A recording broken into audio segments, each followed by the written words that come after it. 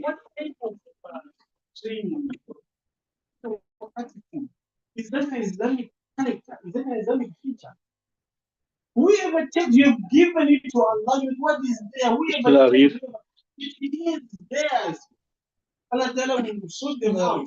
But don't break something. You give a deformed, a defective item for the pleasure of Allah Subhanahu wa Ta'ala.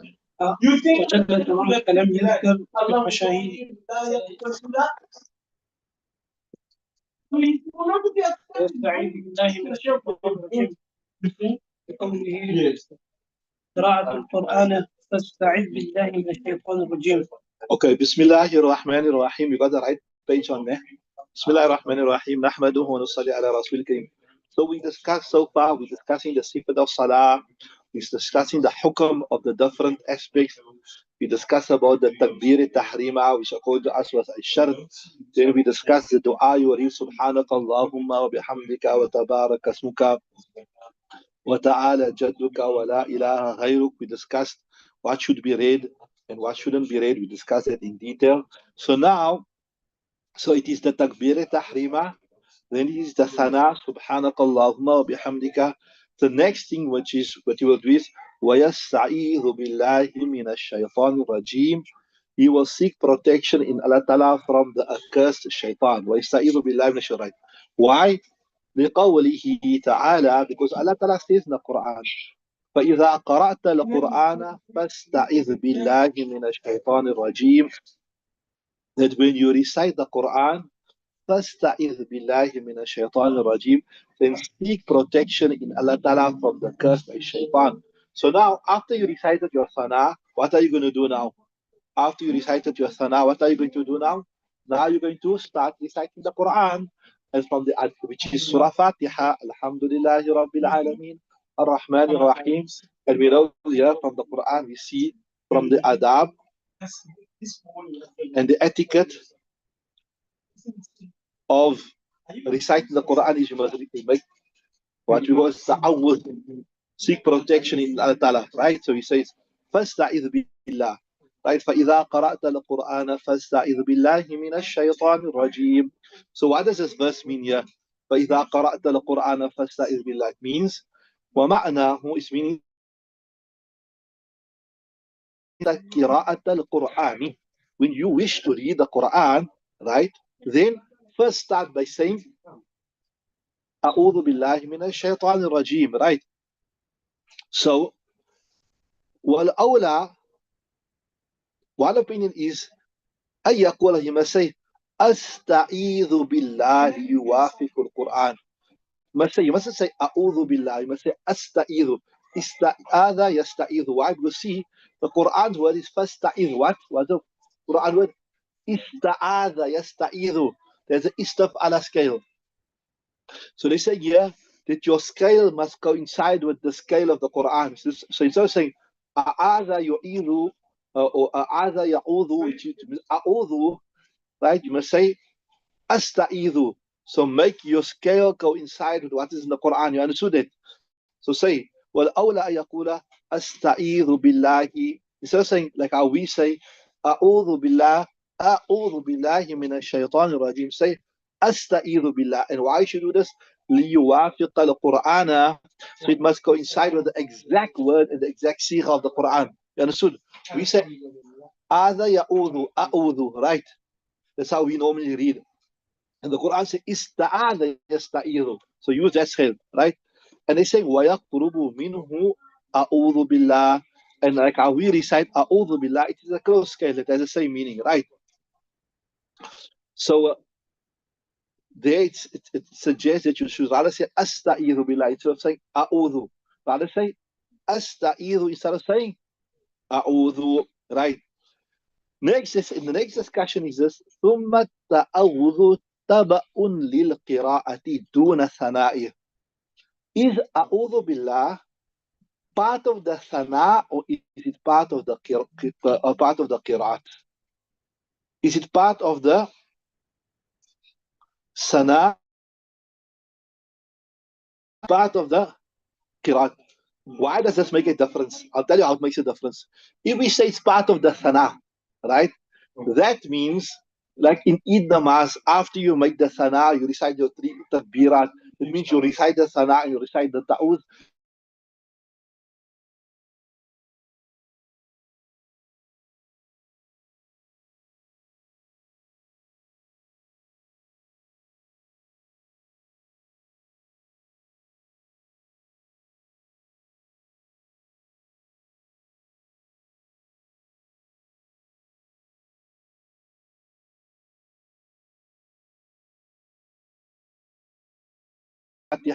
But if we say, according to what is mentioned here in the kitab, it's better to say, huh? I don't know. ثم قراءة تبع. What actually Yeah, ويقرب. And that means يقرب من أعوذ. أعوذ is similar to that in meaning. So you can suffice with it.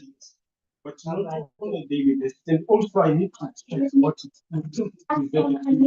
because we don't really want to do something which can be carcinogenic and with heavy preservative so that Right. they have ويقرب من أعوذ بالله. So we say here that the ta'awuz is a follow-up of or it is a link to what? It is linked towards the qira'at. So that means if you're going to, like, if the ma'ad going to write, you're going to recite sana, then you're going to make the takbirat. Then before you start the qira'at, then you will say, أعوذ بالله من الشيطان الرجيم, right? ثم التعوذ تبعا للقراءة دون الثناء عند أبي حنيفة ومحمد لما تلون. What's the proof? The proof is إذا قرأت القرآن فاستعذ بالله. When you wish to read the Quran, now you recite the ta'awuz. Before that, you don't recite it. You understood that? So, لما حتى يأتي به المسبوق. And another proof is that حتى يأتي به المسبوق دون المقتدي. That the masbuq will recite it, not the muqtadi. What is a yasiya? A masbuq is the one who must, right? So he has to fill in the maskirat, right? So when he fills in the maskirat, he's going to say, أعوذ بالله من الشيطان الرجيم بسم الله الرحمن الرحيم. So that shows you it is part of the qiraat, you understood? And if a muqtadi comes, he don't have to recite it. Why? Because he's not making qiraat. You understand what I'm saying? So that shows you, because he's not making qiraat, you don't have to recite the awz. That shows you that the awz is part of the qiraat, is not part of the sana. You understood that? And like you, if you must, like first rakat, for example, right? Now you have to fill in that first rakat. So you must the qiraat in the first rakat, isn't it? So when you fill in the rakat, you're going to say, أعوذ بالله من الشيطان الرجيم بسم الله الرحمن الرحيم الحمد لله رب العالمين الرحمن الرحيم مالك يوم الدين. So that's the fact that you're going to recite it before you recite the Surah Fatiha, and before you recite the Surah, shows you it is part of the qiraat, is not part of the sana. You understood it? حتى يأتي بالمسبوق دون المقتدي, right? See also, وَيُؤَخِّرُ عَنْ تَكْبِيرَاتِ الْعِيدِ. You will delay it from the takbirat of Eid. That means I told you, you won't recite it before the takbirat of Eid because it's not part of the sana. It's part of the qiraat. وَيُؤَخِّرُ عَنْ تَكْبِيرَاتِ الْعِيدِ خِلَافًا لِأَبِي Yusuf. And this is contrary to Imam Abu Yusuf. Why? What Imam Abu Yusuf says? Imam Abu Yusuf says, no, it is part of the sana. So you recite with the sana, right? And then you make the takbirat, right? And after the takbirat, then you will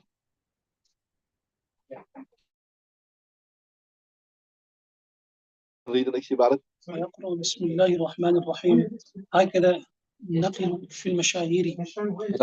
ويقرأ. So after you recite أعوذ بالله من الشيطان الرجيم, now this is obviously referred to the imam, right?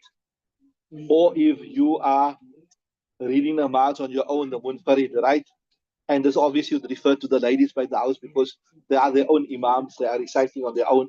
Yes, if they happen to be reading with their husbands or they're following some imam, etc., then obviously they because they're not making qiraat, because the qiraat of the imam is qiraat for them, but then they don't have to recite, right? So for a lady leading namaz on her own and by the house, this masla is applicable. or for a man reading in his own, what we term as a munfarid, or if a person is an imam, right? So because the imam will be doing the qiraat and the munfarid, the person reading on their own, they will be doing the qiraat, right? So وَيَقْرَأُ بِسْمِ اللَّهِ الرَّحْمَنِ الرَّحِيمِ. Then you will recite Bismillah ar-Rahman ar-Rahim. هَكَذَا نُقِلَ فِي الْمَشَاهِيرِ. This is how it has been narrated in the famous hadith. That the way when you say mashahir, I mean the famous authentic hadith like in Bukhari, Muslim, Tirmidhi, Sharif, etc., etc. Right? Carry on. ويسر بهما لقول ابن مسعود أرض عن كفهن الإمام. وذكروا من جملتها التعوذ والتسمية وآمين. وقال الشافعي رحمه الله يجهر بالتسمية عند الجهر بالقراءة لما روي أن النبي صلى الله عليه وسلم جهر في صلاته بالتسمية. قلنا هو محمول على التعليم لأن أنسا رضي الله عنه أخبر أنه عليه السلام كان لا يجهر بها. ومع أبي حنيفة. Right. So now we established this much that you will recite the Sana, then you recite the Ta'awudh, then you recite the Basmala. But the question comes about now, the Ta'awudh that's saying A'udhu Billah or Asta'idhu and reciting Bismillahir Rahmanir Rahim, will you recite it loud or softly? So obviously in a soft namaz, because you're reading the Qira'at soft, you also recite it softly. So there it's not a big issue, right? But the loud salah, where you got the Imam especially, the Imam is reciting. So while you see Rubihima, so even though it's a loud salah, we term as a Jahri salah, right? While you see Rubihima, you will make it silent even in a Jahri salah. Why? لقول ابن مسعود, because we got the opinion of Ibn Mas'ud. You must remember when there's ikhtilaf amongst the Sahaba Ikram, Hanafi madhab mostly goes to Ibn Mas'ud because Ibn Mas'ud was considered to be among the fuqaha. Ibn Mas'ud was considered to be among the jurists of this ummah, right? So وَيُسِرُّ بِهِمَا, so according to Hanafi madhab, even though you are reading loud salah like the Imam, or you're reading alone your salah, and you're reading, remember if you're reading alone for a man, and it's a loud salah, then you got a choice of reading it loud or soft, nah? Right? Obviously a lady have to read loud just that she can hear herself, and if it's a serious salah, then you have to read it soft also. You always think about the loud salah for a man, he has a choice to read it loud or soft. But if he's an imam and it's a loud salah, like how you get Maghrib, Isha, Fajr, then there is no choice. You must read it loud. The person next to him must be able to hear, right? So, وَيُسِرُّ بِهِمَا, he will يُسِرُّ, recite them too softly. Was a proof لقول ابن مسعود, because of the statement of Ibn Mas'ud, أربع, 4 things, يخفيهن الإمام, the Imam will make them silently. وَذَكَرَ مِنْ جُمْلَتِهَا, and he mentioned from the 4 things, what he mentioned? التَّأَوُّذَ, the ta'awuz, وَالتَّسْمِيَةَ, and the tasmiyah, to say Bismillah, وَآمين, and Ameen, must be said softly. وقال الشافعي, as Imam Shafi says, يجهر بالتسمية عند الجهر بالقراءة, that you will make loud. So according to Shafi madhab, you won't say أعوذ بالله من الشيطان الرجيم loud, you just say Bismillah loud, right? So according to يجهر بالتسمية, you will make loud the tasmiyah عند الجهر بالقراءة, when he is in the jahri making loud the qiraat, those salawat that are loud, you will recite the tasmiyah loud, right? In the jahri bil qiraati. And what is true? لما روي, because of what has been narrated, أن النبي صلى الله عليه وسلم, that Nabi صلى الله عليه وسلم جهر في صلاته بالتسمية. There's a clear riwayat which says that Nabi صلى الله عليه وسلم was loud in his salah with the tasmiyah. What's our answer? We say there are many other riwayat which suggest that Nabi sallallahu made the tasmiyah soft. So perhaps in the beginning of Islam, he recited loud so people can hear it. Or also sometimes, if you're standing very, very close to the Imam, right? Then even the thing that he's reciting softly, you can hear what he's reciting. Understood? قلنا هو محمول على التعليم. We say no, هو محمول. This is taken upon ta'lim, that maybe in the initial stage of Islam, Nabi Sallallahu will recite the Bismillah aloud just so that the Sahaba could hear. Right? لأن أنسا what's our proof to say that Nabi Sallallahu never recited loud? Because Hazrat Anas radiallahu ta'ala anhu, لأن أنسا أخبر, he informs أنه صلى الله عليه وسلم كان لا يجهر بهما.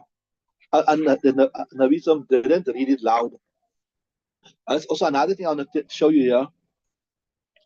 When there's a fi'li hadith and a qawli hadith, right? You give preference to the what?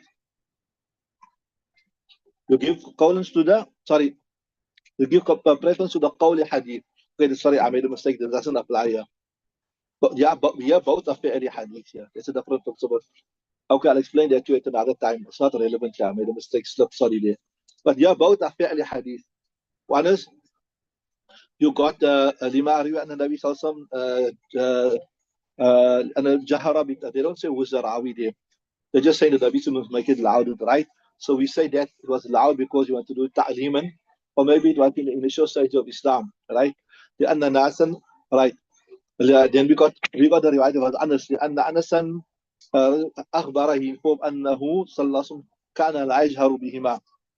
He never used to be loud, right? ثم أن أبي حنيفة, right? Then it's also narrated on Imam Abu Hanifa أنه لا يأتي بها في أول ركعة كالتأوذ, that he, يعني the musalli or the imam, لا يأتي بها, he will not bring it, he will recite it بها in it في أول كل ركعة كالتأوذ. That was like if we speak about the imam here, because only the imam makes qiraat, or the munfarid, the person who's reading alone. And this also here would appear to a woman reading, who's not generally the woman read alone. The husbands are in the masjid most of the time. Yes, if the husband is reading with them, then obviously they don't make qiraat, and the qiraat of the husband is the qiraat for them, right? So this primarily refers to the imam or a munfarid, whether it's a man or a woman. So according to one opinion, they're saying, لا يأتي بها في أول كل ركعة. You don't have to recite Bismillah in every rakat. Once you recite it in the first rakat, that's sufficient. Once you recite in the first rakat, that it is sufficient. You don't have to recite it again after that. You understood it? أنه لا يأتي بها في أول كل ركعة تأوذ. So like he's saying, in the first rakat, you recite ta'awud and Bismillah. Then in the second rakat, you just stand up and say, Alhamdulillahi Rabbil Alameen, Ar-Rahman Ar-Rahim.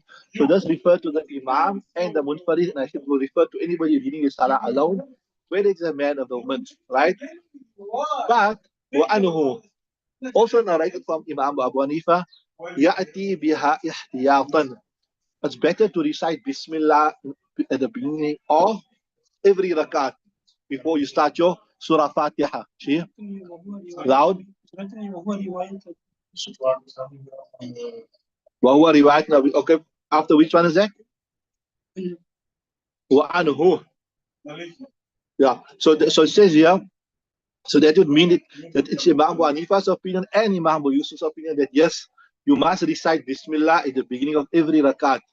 And the fatwa is on this. That's how we were taught. You recite Bismillahir Rahman. So second rakat, you say Bismillahir Rahmanir Rahim. You recite Surah Fatiha. Then even before your surah, you say Bismillahir Rahmanir Rahim. Qul huwa Allahu ahad. Right. وأنه أنه يأتي بها احتياطا. Right. وهو قولهما. And this is the statement of both Imam Abu Hanifa and Imam Yusuf. Right. Then ولا يأتي بها بين السورة والفاتحة. Then this, he says that after you finish your Surah Fatiha, and now you understand start your surah, وَلَا يَأْتِي بِهَا بَيْنَ السُّورَةِ وَالْفَاتِحَةِ. You will not recite it.